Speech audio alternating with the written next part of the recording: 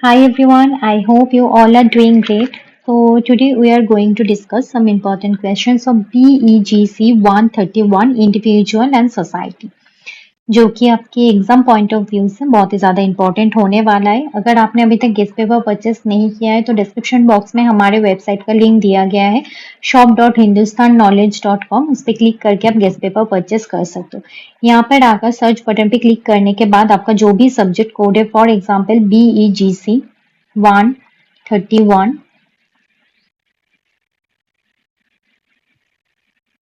इस पे क्लिक करके आप बाय नाउ कर सकते हो। ठीक है, आपका जो भी क्वेरीज है डिस्क्रिप्शन बॉक्स में हमारा व्हाट्सअप नंबर दिया गया है, आप उस पर व्हाट्सअप कर सकते हो, कॉल भी कर सकते हो। अगर आप गेस्ट पेपर प्लस अगर क्लासेस को अगर आप अच्छे से कवर कर लेते हो तो एग्जाम में आप बहुत ही अच्छा स्कोर कर सकते हो। साथ ही हमारे टेलीग्राम चैनल को ज्वाइन करना ना भूलें। तो आज हम BECC 131 को डिस्कस करेंगे, जो कि है इंडिविजुअल एंड सोसाइटी। तो पहले यहाँ पर एक पैसेज दिया गया है, read the following passage and answer the questions given below. इस पैसेज के अकॉर्डिंग कुछ आंसर यहाँ पर दिए गए, कुछ क्वेश्चन यहाँ पर दिए गए हैं, उसको आपको आंसर करना है। And use the following words in sentences of your own.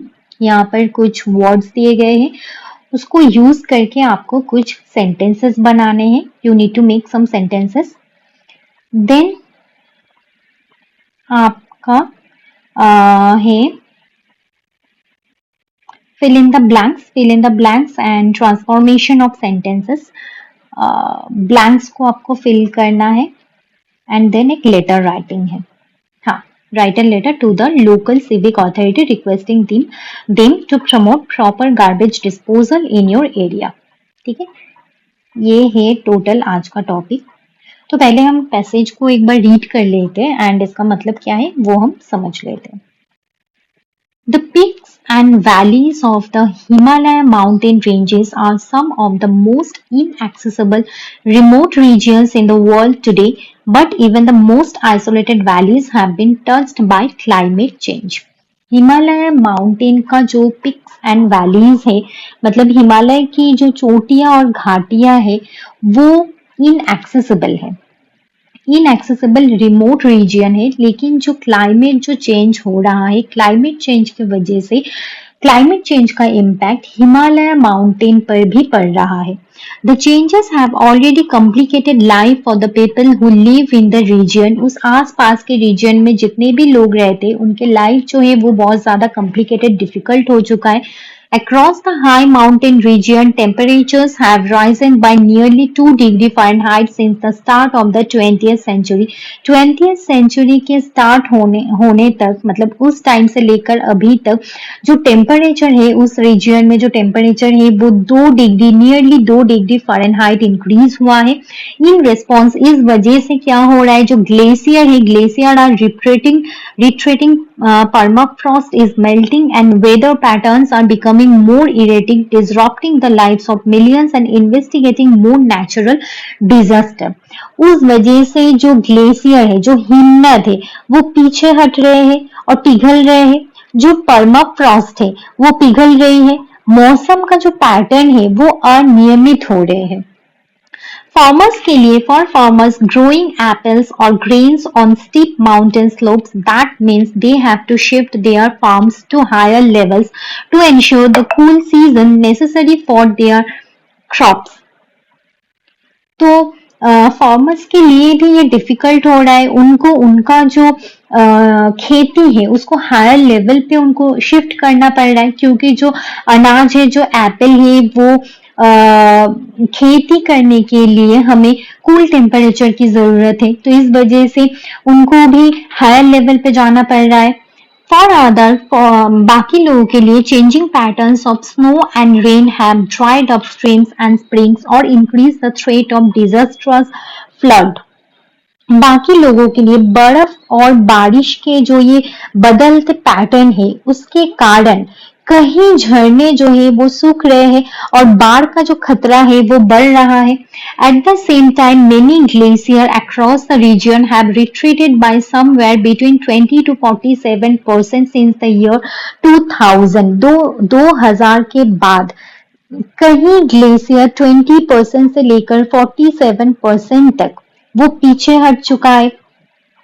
So glacier and snow melt fades into river, sustaining their flow. जो ग्लेशियर का जो ये पिघलता हुआ जो पानी है वो नदियों को जल प्रदान करता है। एज ग्लेशियर गेट स्मॉलर, अगर वो धीरे धीरे अगर पीछे हट रहा है, धीरे धीरे अगर वो छोटा हो रहा है, that water supply to rivers like the Indus will likely dwindle मतलब getting smaller, leaving the communities and ecological system that rely on that water vulnerable. इस वजह से क्या होगा, यदि ग्लेशियर छोटे होते गए तो नदियों में जो पानी है वो कम हो जाएगा और लोग जो है वो बहुत ज्यादा प्रॉब्लम फेस करेंगे। Changes to the glacier also has another effect. Glacier में जो ये चेंजेस आ रहा है इसका और भी इफेक्ट है, जैसे कि more melt means more water pools in lakes on top of the glacier. Glacier के ऊपर बनने वाली जो लेक्स है, लेक्स में बहुत अधिक पानी भर जाने पर वो क्या होगा, वो फट जाएगा, वो फट सकती है, वो आउटबर्स्ट हो जाएगा एंड क्या हो जाएगा, बाढ़ आ जाएगा, ठीक है, फ्लड हो जाएगा। तो बेसिकली इसमें जो बोला गया है वो यही है कि हिमालय का जो पिक्स एंड वैलीज है वो इनएक्सेसिबल है, लेकिन वहां पर क्लाइमेट चेंज का इम्पैक्ट पड़ रहा है। इस वजह से वहां पर जो लोग उस रीजन पे जो लोग रहते हैं उनकी जो लाइफ है वो कॉम्प्लिकेटेड हो रहा है। 2000 sorry the start of the since the start of the 20th century, उस टाइम से लेकर अभी तक उस रीजन का जो टेम्परेचर है वो 2 डिग्री फ़ारेनहाइट तक इंक्रीज हुआ है। इस वजह से जो ग्लेशियर है वो धीरे धीरे पीछे जा रहा है, वो धीरे धीरे पिघल रहे हैं। जो परमाफ्रॉस्ट है, जो वहां पर बर्फ जमी हुई है, वो धीरे धीरे मेल्ट डाउन हो रहा है, धीरे धीरे पिघल रहा है। वाटर पैटर्न जो है वो एकदम चेंज हो रहा है, अनियमित हो रहा है। इस वजह से बहुत सारे लोगों का मतलब वहां पर जो लोग रहते हैं उनके लाइफ जो है वो डिसरप्ट हो रहा है। जो फार्मर्स है, एप्पल को खेती करने के लिए, ग्रेन को खेती कर अनाज को खेती करने के लिए जो टेम्परेचर की जरूरत है उनको नहीं मिल रहा है। इस वजह से वो लोग हायर लेवल पे जाकर खेती करना पड़ रहा है उन लोगों को। तो क्या हो रहा है, बहुत ज्यादा प्रॉब्लम लोग फेस कर रहे इस वजह से। तो पैसेज का जो पूरा जो थीम है वो यही है कि climate change and climate change का इम्पैक्ट क्या है। क्लाइमेट चेंज हो रहा है एंड क्लाइमेट चेंज का इम्पैक्ट क्या है, ठीक है। यही है पैसेज का मेन थीम। तो क्वेश्चन को हम लोग डिस्कस कर लेते। So our first question is, how has climate change altered the temperature in the Himalayan region? Climate change has increased. Climate change की वजह से जो टेम्परेचर इंक्रीज हुआ है हिमालयन रीजन में वो है 2 degree Fahrenheit since the beginning of the 20th century. ये जो टेम्परेचर का जो ये राइज है वो उसकी वजह से क्या हो रहा है, जो ग्लेशियर है वो धीरे धीरे पिघल रहा है, वेदर वेदर पैटर्न चेंज हो रहा है। इस वजह से बहुत सारे लोगों का जो लाइफ है वो डिफिकल्ट हो रहा है। नेक्स्ट क्वेश्चन है, changes in temperature have affected the Himalayan region in many ways, mention any two. Temperature में जो चेंजेस आ रहा है इस वजह से हिमालयन रीजन में बहुत ज्यादा इफेक्ट देखने को मिला है। तो मेंशन एनी टू, 2 कारण आपको मेंशन करना है, मतलब 2 इफेक्ट आपको मेंशन करना है। The increase in temperature has caused, temperature के बढ़ने की वजह से क्या हो रहा है, पहले तो हो रहा है कि glacier to retreat and permafrost to melt. Glacier जो है वो धीरे धीरे पीछे जा रहा है एंड परमाफ्रॉस्ट जो है वो धीरे धीरे पिघल रहा है। इस वजह से वेदर पैटर्न अनप्रिडिक्टेबल हो रहा है, लीडिंग टू फ्लड्स। इस वजह से फ्लड्स आ सकते, सूखापन पड़ सकता है और भी नेचुरल डिजास्टर लोग फेस कर सकते हैं। these changes have created many problems for people and the environment। इस चेंजेस की वजह से, क्लाइमेट चेंजेस की वजह से लोगों में बहुत ज्यादा मतलब लोगों की लाइफ बहुत ज्यादा डिफिकल्ट हो चुका है। एनवायरमेंट जो है वो एकदम अनप्रिडिक्टेबल बन चुका है। Next question है farmers in the region have been forced to adopt new practices in response to climate change. Farmers को क्या करना पड़ रहा है climate change की वजह से उनको नए नए approach को adopt करना पड़ रहा है. Explain any one such practice. Farmers have started moving their farms to higher mountain areas because the lower regions are becoming warmer. जो lower region जो है वो धीरे धीरे गर्म हो रहा है, इस वजह से उनको जो खेती करनी पड़ रही है वो higher level पे जाकर उनको खेती करनी पड़ रही है. Crops like apples, grains need cool weather to grow well. So shifting to higher places helps them continue farming successfully. जैसे कि क्रॉप्स है, जैसे कि एप्पल्स है, जैसे कि अनाज है, इन्हें इसके लिए हमें कूल वेदर की जरूरत पड़ती है, तो इसलिए हायर प्लेसेस में कूल वेदर मिलने की वजह से उनको अपनी खेती जो है उसको शिफ्ट करना पड़ रहा है. नेक्स्ट है how are changes in the glacier responsible for flooding in the region. Glacier धीरे धीरे पिघल रहा है. जो लार्ज जो लेक्स है वो ग्लेशियर के ऊपर क्या हो रहा है कि लेक्स बन रहा है ना. ये जो लेक्स है वो धीरे धीरे बढ़ रहा है, धीरे धीरे बढ़ रहा है, लेकिन एक दिन क्या होगा कि वो होल्ड नहीं कर पाएगा एंड वो बर्स्ट हो जाएगा.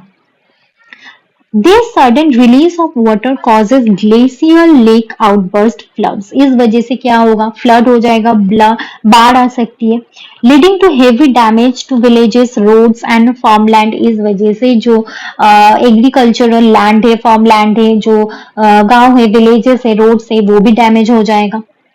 Next question है communities and ecological systems in the Himalayan region are likely to face problems due to retreating glacier. Explain some of these problems briefly. Retreating glacier reduce the water supply to river. Glacier धीरे धीरे पीछे जा रहा है, इस वजह से जो रिवर में जो पानी आता है वो धीरे धीरे कम हो जाएगा. इस वजह से क्या होगा, वाटर स्कार्सिटी हो जाएगा, ड्रिंकिंग पीने के लिए पानी नहीं रहेगा, खेती करने के लिए पानी नहीं रहेगा, वाइल्ड लाइफ के लिए पानी नहीं रहेगा. बहुत सारे plants and animals may lose their habitats and communities depending on rivers may face difficulties in agriculture, fishing and daily life. इस वजह से एग्रीकल्चर मतलब खेती में भी प्रॉब्लम होगा, फिशिंग में भी प्रॉब्लम होगा एंड हमारी डेली लाइफ में भी हम लोग प्रॉब्लम फेस करेंगे.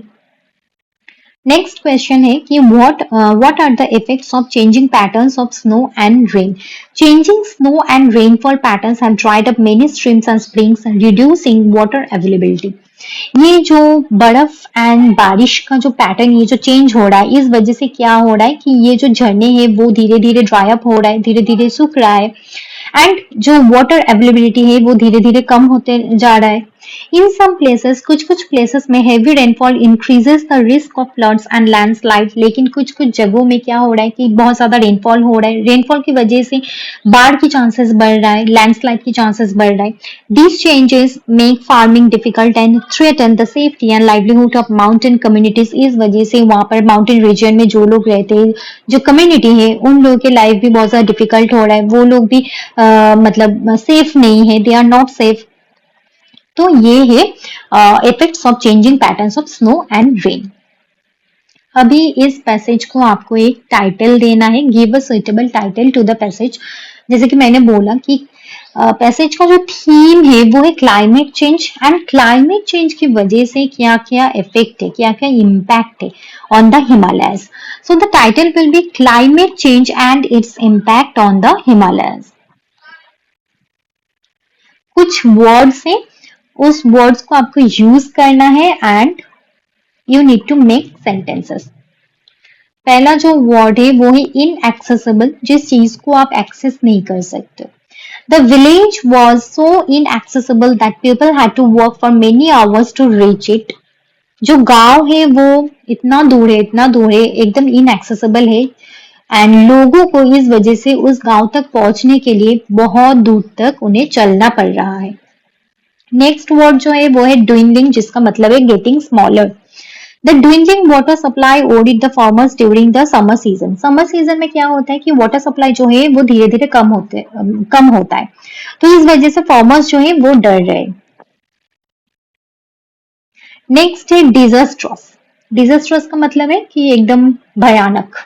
The heavy flood had a disastrous effect on the crops and houses. ये जो बाढ़ आया, भयानक जो ये बाढ़ आया, इसका जो इफेक्ट था क्रॉप्स में, घरों में जो इफेक्ट था वो बहुत ज्यादा डिजास्ट्रस था, बहुत ज्यादा भयंकर भयानक था। Next, sustain. Trees help sustain life by providing oxygen and protecting the environment. जो पेड़ पौधे हैं वो हमें ऑक्सीजन प्रोवाइड करते, हम जो इन्वायरमेंट है इन्वायरमेंट को प्रोटेक्ट करते हैं पेड़ पौधे। ठीक है, so trees help sustain life by providing oxygen and protecting the environment. Next है devastate. The strong earthquake can devastate entire towns and leave many people homeless. जो ये भयंकर जो ये earthquake हुआ, जो ये strong earthquake हुआ, इस वजह से पूरा जो टाउन है पूरा टाउन डिस्ट्रॉय हो गया एंड बहुत सारे लोग होमलेस हो गए। सो devastate का मतलब है डिस्ट्रॉय, बैडली डिस्ट्रॉय। नेक्स्ट है fill in the blanks and transformation of sentences. आपको fill in the blanks को आपको fill करना है। पहला है why do you dash me like this? यहाँ पर आएगा treat me, why do you treat me like this? क्यों आया treat? क्योंकि do जो है ये एक हेल्पिंग वर्ब है। ठीक है, डू जो है वो एक हेल्पिंग वर्ब है, तो इसलिए हम लोग डू यूज करते हैं क्वेश्चन के लिए। We use do for questions in present tense. ठीक है, प्रेजेंट टेंस में हम डू यूज करते हैं क्वेश्चन, किसी को क्वेश्चन पूछ रहे। यू जो है, यू क्या है? यू है सब्जेक्ट, यू है सब्जेक्ट। वाई मतलब WH क्वेश्चन, डू जो है वो हेल्पिंग वर्ब है, यू जो है वो सब्जेक्ट है। यहाँ पे ट्रीट आया, ट्रीट जो है वो मेन वर्ब है, मेन वर्ब है, एंड मी जो है वो है ऑब्जेक्ट। सब्जेक्ट यू है, यू के बाद हमेशा डू आता है, you always takes do, you के बाद कभी भी डज नहीं आता है। ठीक है, इफ अगर सब्जेक्ट अगर ही होता, if subject was he, then होता why does he treat me like this, फिर आता डज अगर सब्जेक्ट ही होता, लेकिन सब्जेक्ट यू है इसलिए आया treat and do. Why do you treat me like this. Next है he dash a teacher since 1994। 1994 से वो टीचर है, अभी तक वो टीचर है, मतलब अभी भी वो टीचर है। ठीक है, इस वजह से हम लोग यूज करेंगे प्रेजेंट परफेक्ट टेंस का मतलब has been, he has been a teacher since 1994। Next है I dash a new car last month. Last month मतलब जो एक्शन है वो ऑलरेडी कंप्लीटेड है ना, जो एक्शन है मैंने ऑलरेडी कार खरीद लिया है, तो I bought a new car, I bought a new car last month, past tense होगा। Next, you will dash your money if you do not keep it in your purse. अगर तुम अपने purse में अगर पैसे नहीं रखोगे तो तुम अपने मनी को क्या करोगे? लूज कर दोगे, खो दोगे। You will lose your money if you do not keep it in your purse. Lose का क्या मतलब है कि misplace, misplace, to misplace, and lose का मतलब है नॉट टाइट। दोनों का जो प्रोनाउंसिएशन है वो ऑलमोस्ट सेम है, सेम ही है, लेकिन एक का मतलब है LOAC सिंगल ओ, इसका मतलब है मिसप्लेस हो जाना, एंड लूज LOOAC लूज का मतलब है नॉट टाइट। ठीक है, नेक्स्ट है everyone dash to be involved in finding ways to protect India's natural resources. यहाँ पर आएगा everyone has to be involved in finding ways to protect India's natural resources। India का जो नेचुरल रिसोर्सेस है उसको प्रोटेक्ट करने के लिए सब लोगों को इन्वॉल्व होना है। ओके, सो everyone के बाद has क्यों आया? क्योंकि everyone जो है वो एक सिंगुलर सब्जेक्ट है, एक सिंगुलर वर्ड है। एवरीवन का मतलब है all people, it means all people, लेकिन एवरीवन मतलब एक ग्रुप होता है, वन ग्रुप और one unit, so word stage singular. इस वजह से जो वर्ड होगा वो सिंगुलर वर्ड होगा, इस वजह से हैज हुआ, हैव नहीं हुआ। Everyone, everybody, after everyone, everybody, someone, somebody, the word will be has. Okay मतलब singular, the verb will be singular, have नहीं होगा, प्लूरल वर्ब नहीं होगा। नेक्स्ट है dash you know how to make a pasta in white sauce. Do you know how to make a pasta in white sauce. The subject है, subject क्या है, you के बाद डज नहीं आता है, ठीक है, इसलिए डू आया जो कि है ऑक्सिलरी वर्ब और हेल्पिंग वर्ब डू। नेक्स्ट है the chief guest will not dash this gift accept this gift. Accept, accept का मतलब क्या है, टू रिसीव विलिंगली। आप किसी भी ऑब्जेक्ट को, किसी भी चीज को आप एक्सेप्ट कर रहे हो, रिसीव कर रहे हो। एंड एक्सेप्ट का मतलब है एक्सक्लूडिंग, बिना, एक्सक्लूड, एक्सक्लूडिंग। नेक्स्ट है the new office building is under, क्या होगा, construction. You dash try this soup if you like. अगर तुम्हें पसंद आता है तो तुम ये ट्राई करो, मतलब परमिशन दे रहे, पॉसिबिलिटी। मे मतलब परमिशन, पॉसिबिलिटी, मोरल वर्ब, ये मोरल वर्ब है मे का मतलब है परमिशन और पॉसिबिलिटी, एंड ऑट टू ये और एक मोरल वर्ब है जिसका मतलब है ड्यूटी और एडवाइस। नेक्स्ट है he met dash old friend when he went to Shimla last week. वो शिमला लास्ट वीक गया था, उस टाइम पे ही मेट, क्या होगा, आर्टिकल ए होगा या फिर एन होगा, एन होगा क्योंकि ये जो आर्टिकल के बाद में जो ये वर्ड है वो है old. Old begins with a vowel sound. Vowel sound मतलब कि old, A E I O U, vowel sound अगर हो तो उसके पहले हमें एन का यूज करना है। एंड अगर कॉन्सोनेंट अगर साउंड हो तो हमें उससे पहले ए का यूज करना है, ठीक है। So he met an old friend when he went to Shimla last week. Next, when I was a child, my grandmother would tell me dash story every night at bedtime. ए या फिर एन होगा, story, story मतलब consonant sound हो रहा है, इसका मतलब ए का यूज होगा, ए।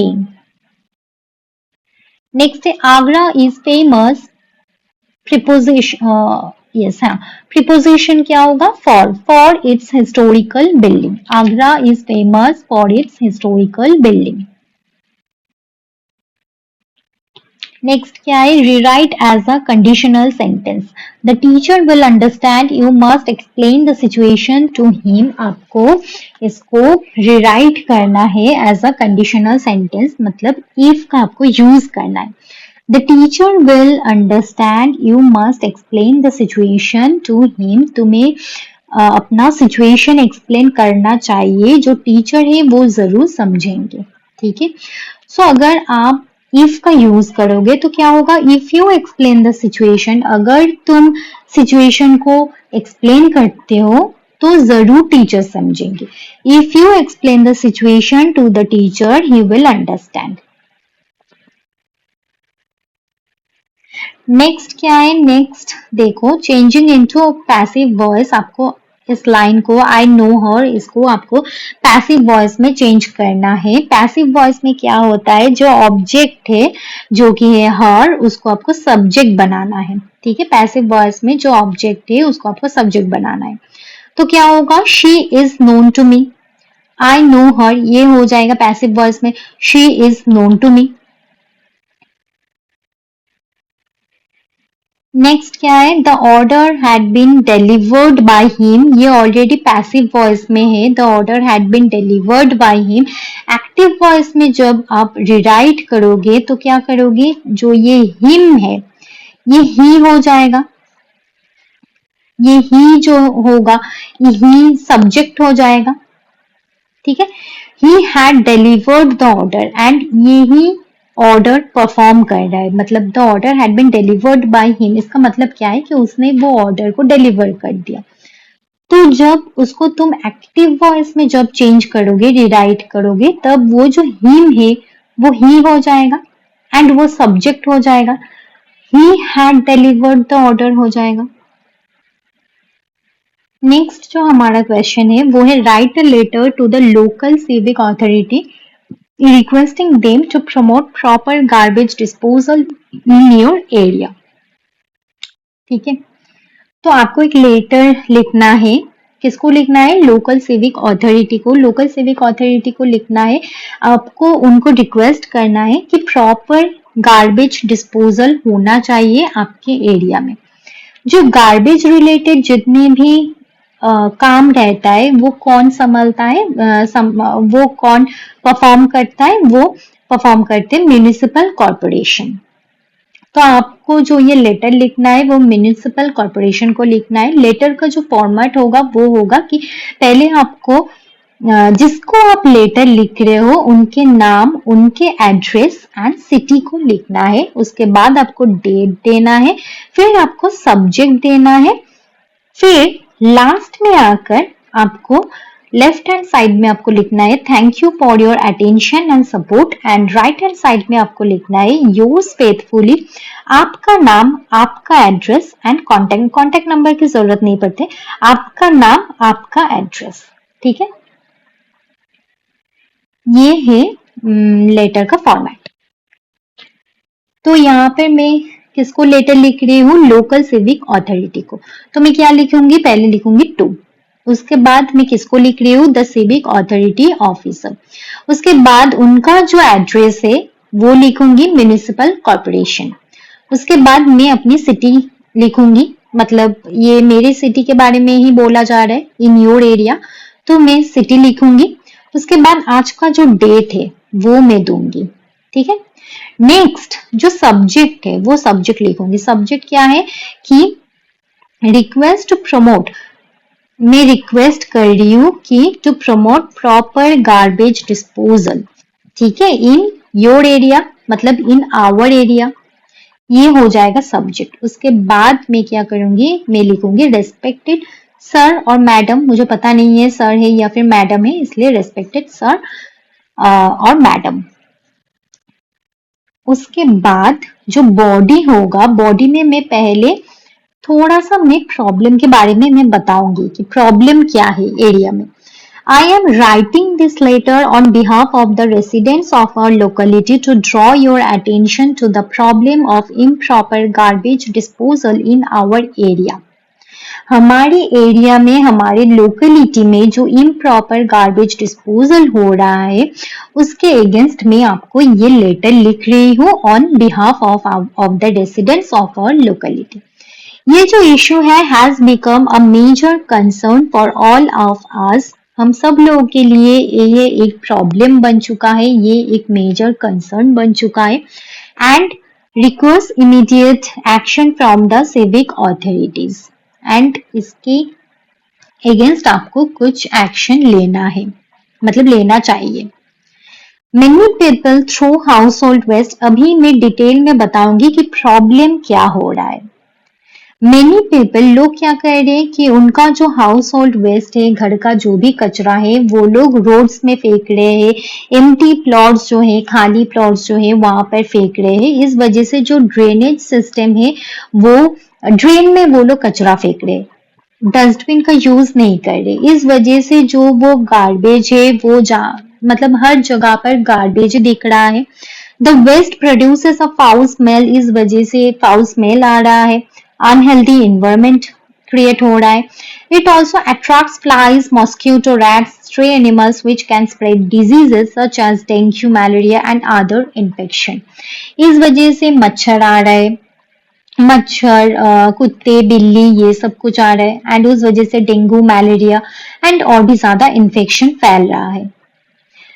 एंड और क्या प्रॉब्लम हो रहा है कि रेनी सीजन के टाइम पे garbage blocks the drainage system and causes water logging in many parts of the locality. इस वजह से गार्बेज जो है, जो कचरा है, वो ड्रेनेज सिस्टम को ब्लॉक कर रहा है, वाटर लॉगिंग हो रहा है।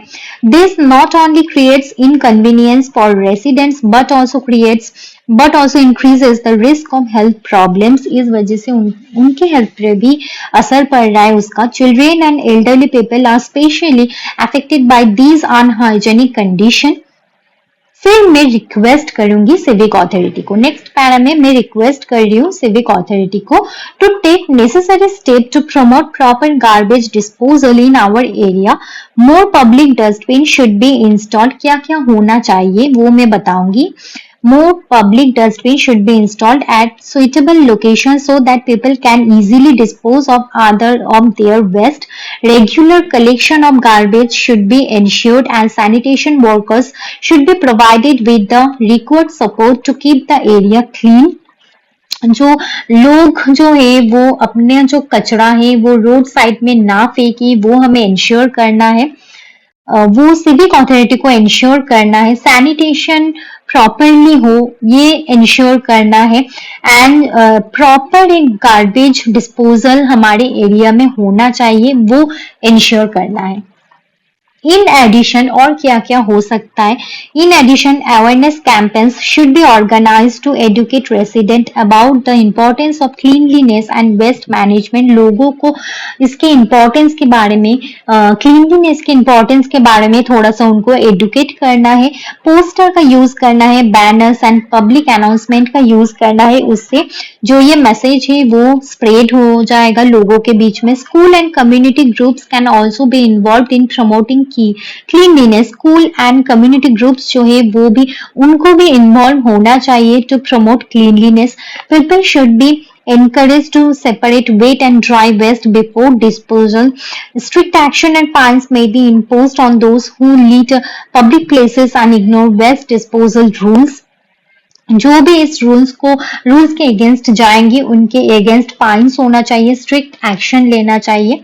फिर मैं कंक्लूड करूंगी। कंक्लूजन में मैं बोलूंगी कि a clean environment is essential for the health and wellbeing of all citizen. सब लोगों के लिए क्लीन एनवायरनमेंट एसेंशियल है, इंपॉर्टेंट है। विद द सपोर्ट ऑफ, फिर मैं उनको बताऊंगी कि आपके सपोर्ट की जरूरत है, आपके सपोर्ट के बिना हम लोग कुछ नहीं कर सकते। With the support of the civic authorities we can make our locality cleaner, healthier and more pleasant to live in. I hope you will consider our request and take appropriate action at the earliest. मैं ये hope करती हूँ, hope करती हूँ, आशा करती हूँ कि आप हमारी रिक्वेस्ट को आप कंसिडर करोगे and you will take appropriate action at the earliest. उसके बाद लेफ्ट में मैं लिखूंगी thank you for your attention and support, and right hand side में योर्स फेथफुली, फिर आपका नाम, आपका एड्रेस। ठीक है, तो that's it for today. I hope आपको वीडियो पसंद आएगा। अगर वीडियो पसंद आता है तो वीडियो को जरूर एक लाइक करना, and thank you so much.